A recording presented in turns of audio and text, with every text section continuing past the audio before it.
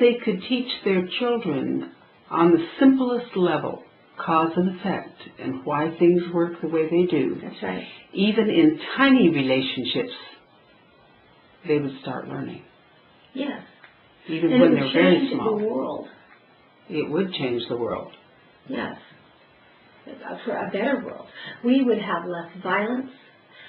People that are raised this way get along so much better with other people. They actually care more and have more empathy for others.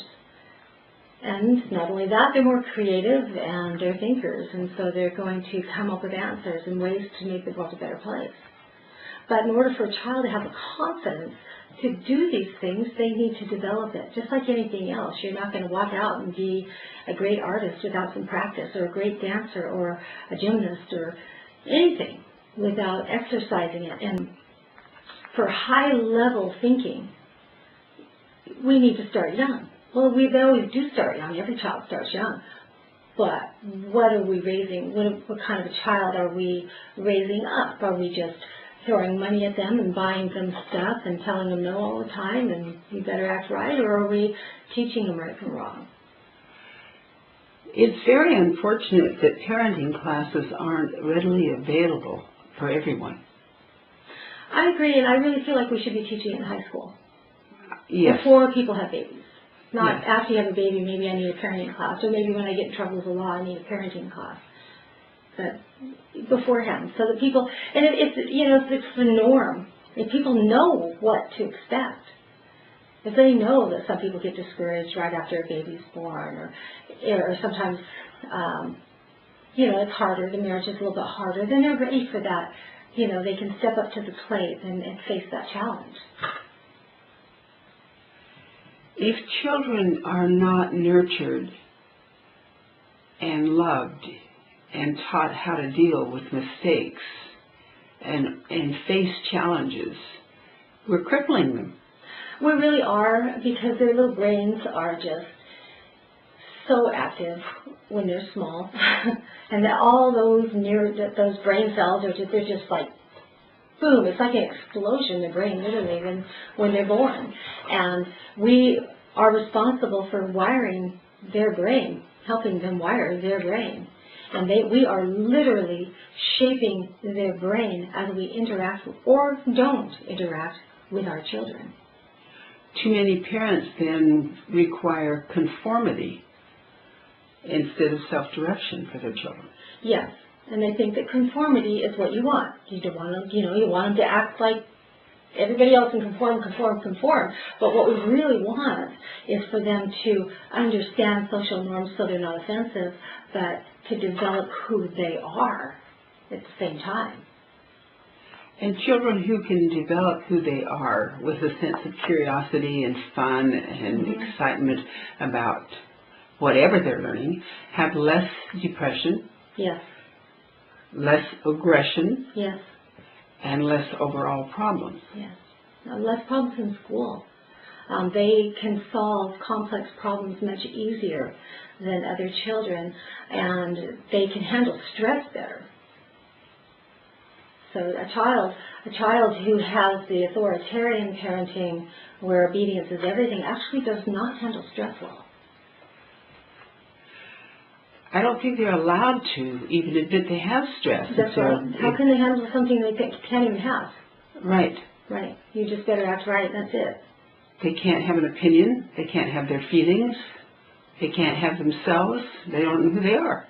Exactly. And this whole time, that from the time the child is born and their little brain is wiring to be who they're going to be, the whole goal is to help them to become themselves and to be ready to go out into the world and be them, and to be successful at being them. And what all these stages of childhood lead up to, there's the infancy and the toddlerhood and the early school years and middle school years, and then you have adolescence. You get to adolescence, that child is supposed to be solidifying their identity. But if these things have not happened, they don't know who they are. Doesn't that tie in absolutely directly with trust and mistrust? And it all starts right when a child's born. And that is the most crucial time, from birth to 18 months, maybe to 2 years, that attachment period. That initial attachment, usually for the mother, because the mother is the one that meets most of the child's needs, like feeding and changing and stuff like that, actually sets the foundation on which all other relationships in that child's life are going to be built on. So if the mother is attentive to the child's needs right away and comes when the baby cries, that's all the baby's got at that age, really. I mean, they're just a bundle of all kinds of feelings. They don't understand what's going on at all. But they've got all these feelings and sensations, and it's really overwhelming. And it's our job to help them handle it, and not to teach them a lesson, stop crying, but instead to soothe them, teach them. When we soothe them, we teach them to self-soothe. And when we meet their needs, we teach them how to trust. And yeah, a child cannot form attachment without trust. A child has to be secure in order to develop trust. Yes, and the child cannot be secure if their needs are not met regularly, and it's not consistent. There has to be consistent. Then if a child isn't handled with love and the security, the emotional security of feeling the love from whoever is holding them, you're creating a problem with that baby right now. Yes, and that's why when parents prop a bottle in the baby's mouth or put the baby to bed with a bottle, they just have no idea what they're doing. That child, when you hold them and you gaze into their eyes and you feed them, you are teaching them so much about trust and love, and also about trusting who they are, because the child, their first ideas of who they are what they see reflected in your responses to them. So if they feel like their cries are effective, then they learn that communication works. And they learn to trust that their communication means something. And they learn to trust who they are. Now, a child who doesn't get that will not communicate well as an adult, because we're actually teaching them how to communicate their feelings and needs and things. So from the very beginning of infancy, the child who's held and loved versus the child who's not held and loved are going to have difference in communication skills. They are. And intelligence, too. It's amazing, because intelligence, the very roots of intelligence come from the beginning formation of language, which happens when the mother, it's usually the mother, because this is what mothers do. They repeat things back and forth and do the synchrony between the mother and child, and they'll repeat sounds back and forth and stuff like that. Really, really important. But if you're not holding your baby and making sounds with your baby and talking to your baby, that's not happening. So here, you want your child to grow up to be this perfect person, but if you don't do that, you're just setting them up for failure, because they're not going to be as smart. They're just not. Well, they can't communicate when they don't know how. Right. And also their brain's not developing the same. They're not going to have the wire and the connections. Because we're unwittingly stopping the connections by denying them. We're stunting their intellectual growth. Wow, this is important. People should learn this. When a mother responds to the signal of the baby, it's communication. Yes. And it's always communication. Always communication. And some people get the wrong idea. Oh, no, you better not pick up that baby when it cries. You're going to spoil it. No, that's not how it works. You need to tend to your baby. You can't spoil a baby. When they're older, then you may not want to pick them up every time they cry, but seriously, tending to their needs, you're actually going to have a lot less problems with your child. And if you teach them, like if you don't pick them up and you are thinking that way they're not going to cry and they're going to be good babies or whatever, you're actually going to have a tantrum thrower. You're making one. So a child that does not develop these links of closeness and attachment with their parent cannot feel secure, because that's a basic need. Yes. And that same child then has social incompetence? Mm-hmm. They don't have the emotional regulation that they need that comes from the interaction. You see, because remember I told you a baby's born, there's just a bundle of feelings and sensations, and it really is overwhelming for them. And we soothe them, we teach them how to deal with this, make them feel better, help them go to sleep when they're tired, and all these overwhelming things. Without that, a child grows up with emotional regulation problems. And I saw this over and over working with teenagers. The serious, devastating effects of reactive attachment disorder, where that child is unable to regulate their emotions because they never got that baby, and they just don't know how to do it. They don't know how to self-soothe. They don't know there's still a big bundle of overwhelming sensations they don't know what to do with, and they're out of control. And they cry and they scream and they're big. It's got to be pretty hard to deal with. It is hard to deal with. And it's so hard to deal with that many of these children are willingly given up by their parents and given to the state because they can't handle it. So sad children and sad experiences produce sad thinking and sad behavior. Yes. You have a depressed mother, she will have a depressed child. Because the mirroring that takes place between the infant and the mother, that's what the child's learning. And the neural pathways that are used the most are the ones that are strengthened. And the ones that are not used, they can become weaker. And at about age 3, there's a pruning and they're gotten rid of. And then it happens again. At about age 10, there's a pruning and everything that's not being used much is gotten rid of. And so these children that have depressed parents are actually losing the ability to even be happy. It's terrifying. Mm-hmm. A person's propensity to seek relationships throughout life and the ability to sustain them is critically related to this attachment and this relationship in their early infancy. Is that true? Yes. And all their life it will affect their relationships. Yes. And their security and their trust in who they are and in other people. And they can't even trust themselves because their efforts at communication didn't work. A pattern is being laid down for them that's going to affect their entire life. And it's a really tough one to break.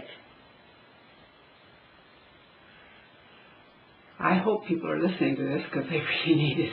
Well, yeah, sometimes I feel like we live in a backward world where what people think is right is wrong and it's all backward. Yeah.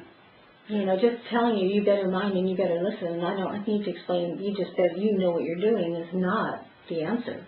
You got a little 2-year-old, they have no idea, they don't have morality yet. They don't know right from wrong. You have to teach them that. They only have feelings. That's and it. so if you soothe their feelings, you soothe their life. And they help them understand. Yeah. Teach them. And that's what's so cool. I looked up the word discipline. And the word discipline actually comes from a word very similar to disciple. It's discipula. Discipula. And what it means is to be a student of someone who's teaching you. Discipline is not about punishment. It's about teaching a child right from wrong. It's about learning. It's a discipline to learn. If you think about it, it is a discipline to learn. And if you think about discipula and you think about the word disciple, you see, they're there and they're learning. And that's what discipline is supposed to be about. The roots of curiosity and intelligence are connected to our language development from the very beginning. They really are. The language development happens, as I said, with mother, making the sounds back and forth and singing the songs, and those interactions are extremely important. It's not just goofiness and that some people think is nonsense. It's really, really important. What about visual stimulation? Visual stimulation is also very important. If a baby doesn't have good visual stimulation, it's really interesting. They don't learn to see right. So we actually need that too, and just like for your brain, just like the other things for emotional development and things like that. So Visual stimulation, if you have bright colors, contrast like light and dark stripes, bullseyes, things like that, it's really helpful for the baby. But what you also want to do is move the baby's position, move them from their back to their front and stuff like that, so they have different viewpoints to look at stuff and see what's going on. Take them out of their car seat, put them in the swing, move them around a lot so they get all different kinds of stuff to look at. Another important thing is don't just have the same stuff like in front of their face and their crib for them to look at all the time. Instead, you have more than one mobile, or pick different stuff that you can change so that the child has different things to look at, and that's really going to help them. And change pictures in the baby's room, stuff like that. A little 1 or 2 year old always tries to do things, and they're learning how to do things for themselves. Mm-hmm. What's the right way to handle that? Let them do what you can, as long as it's not too much. You can do some compromises. Like, I know it's really hard for a lot of parents to let their babies start to feed themselves because they make such a terrible mess. But you can do it. You can let them have their own spoon, and you can have a spoon too to help get the job done. You can give them a spoon and have some finger foods, right? I mean, they don't have to do all the feeding all the time. My goodness, I mean, they would probably be hungry. So there's compromises you can make. One really good thing that helps is finding clothing that the child can put on easier, because they want to dress themselves too. And so when you can, let them do it. It's, there's some things you're going to have to say, well, that's not going to work, but try to pick big buttons and shoes without laces at first, things like that, where they can do it. Because every time they can do it and they're successful at doing it, you are making a stronger human being that is going to be able to trust in themselves and to make decisions and to have initiative. And when they do things wrong or sloppy, it's very important to be positive and not critical about them. Yeah, exactly, because they're a baby. I heard a story once I really liked. It was about a baby that was hiding behind a coffee table, and the little baby's diaper butt was sticking out. The baby thought it was all hidden. And what would a parent say to that? Well, they wouldn't say, well, what a stupid baby. You're so stupid. Don't you know I see you? Or what about when the child's learning to walk and the child falls down? Would you say, what a dumb baby. My baby can't even walk. Well, no. What kind of parent does that? No, we realize it's a baby. They're learning to walk. And we have to always keep that in mind with all the things that they're doing. We cannot expect them to be able to do everything. That's just unrealistic. With that same attitude moving forward, shouldn't the attitude of adventure and excitement about what they do right instead of criticism about what they do wrong be something that should go on all through their life, not just when they're a baby? Absolutely. And all these things about allowing the freedom of exploration and encouraging who they are needs to continue on to adulthood. All of it does. But you've got to start right away. Doesn't criticizing children make them afraid to do things so that they're not adventuresome and they're not believing in themselves? Yes, and they're usually not very successful out in the workplace or with social relationships and a lot of things, because they don't have the confidence to do it. This also creates troubled children. Very much so. They act out, and they often hurt other people, and they don't care about other people because they don't feel that they're cared about. See, people care because they were cared for. And so if they don't feel cared for, they don't care. And that's how you get your sociopaths. That's how you get people that hurt other people. It's by not caring about your child. And you might say, well, I love my child. They know that. Well, do they? You need to make sure they know that, and often. Autonomy versus shame and doubt starts real young then. Mm-hmm. Very young.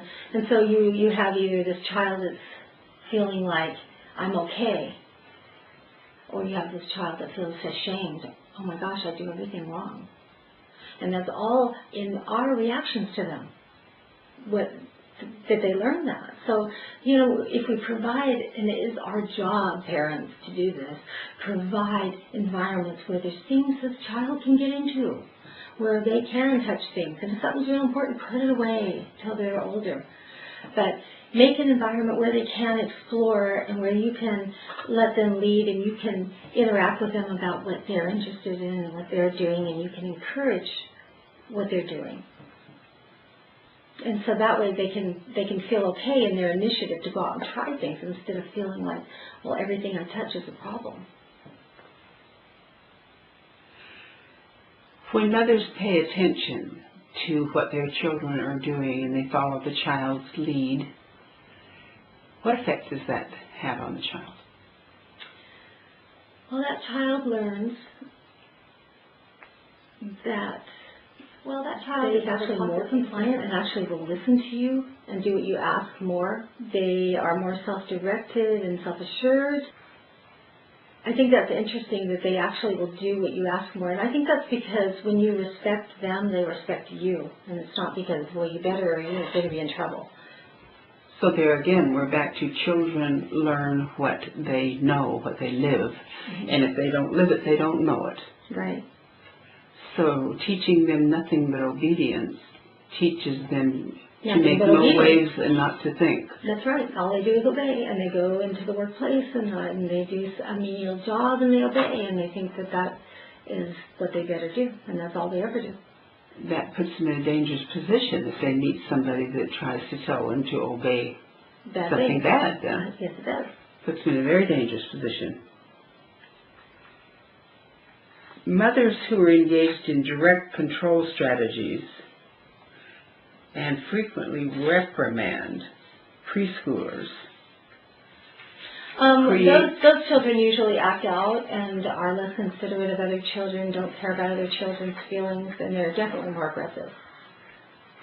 So you're developing a more aggressive child when you reprimand your child more and aren't sensitive to them. In dealing with toddlers and teenagers, from toddlers to teenagers, these principles remain true all the way through, don't they? They really do. And it's really interesting because I was thinking about middle childhood earlier, and middle childhood is fascinating. You got these kids and all of a sudden they're interested in collections and all their energy goes into producing things. And it's very important to them that they produce, they're always building things and trying to figure out how things work and how things tick and how they're made. And at the same time, they have this great desire to be accepted by their peers and to be part of a group. Very, very important to them.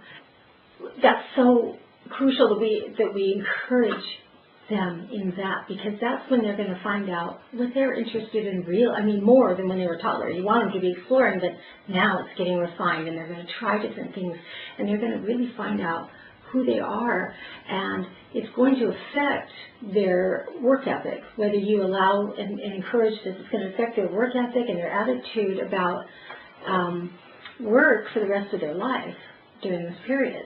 Am I to understand that if you do everything for the child, you're crippling them? Absolutely. That's why when we were talking about toddlers, we want to allow them to do as much as they can by themselves. They want to do it themselves. When they want to do it themselves, let them do it themselves if you can. If they want to push the grocery cart, let them push the grocery cart if you can. Let them do as much as you can and encourage them in it. Initiative versus guilt, where it's applicable to children in their early school years. Would you define that? Yes, what happens then is the child is learning to take initiative to go try something new or to feel guilty for trying to do something. And then they get that again from the responses from other people around them. It doesn't have to be their parents. It can be caregivers or just the other people around them, how they treat them when they take initiative to try something.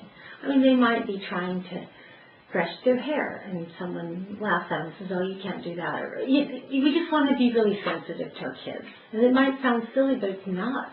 We want to encourage their initiative, and when they're trying to do something themselves, to say, wow, you really did that good. Let me show you how to make it better.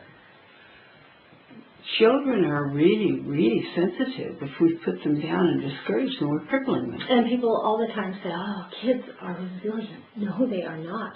And the younger they are, the more impressionable they are. And those impressions last a lifetime. In the middle school years, at that age, they have endless energy. Yes. And how do these skills affect them or not affect them when they don't have them in the middle school years? Well, they often are socially rejected, and that is so important to them. In the middle school years, they will do almost anything for peer acceptance. So, they can really go out on a limb to try to get it. If we are encouraging their interests, that's really helpful in them being accepted, because then they've got something going on. But also, I believe that it's one of the tasks of parenting to help our children to have friends, to set up times like, why don't you invite these kids over and we'll all go over to the park together? Or, I don't know, go do something. We'll go rollerblading. And the mom take them, help them to have relationships so that they can fit into peer groups, because children that never are helped to get into those situations often have a really hard time doing it. And I think that's one of the roles that the sports that parents are so into right now, with all the soccer and the baseball, it kind of fills, is, to help the kids fit in. There are other ways to do it too.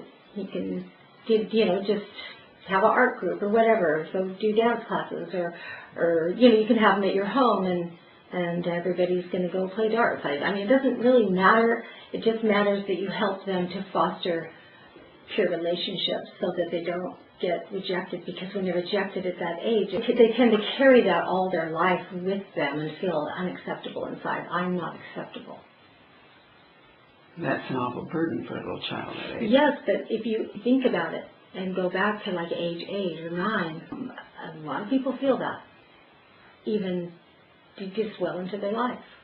Having a good sense of self-confidence is something that is not very common among children of any age. We see some of them, but over the board, we have more kids that doubt themselves than we have kids that are confident. That's because of this pervasive attitude that we have to make them all obedient in mind, over the fact that we need to teach them and respect them as human beings.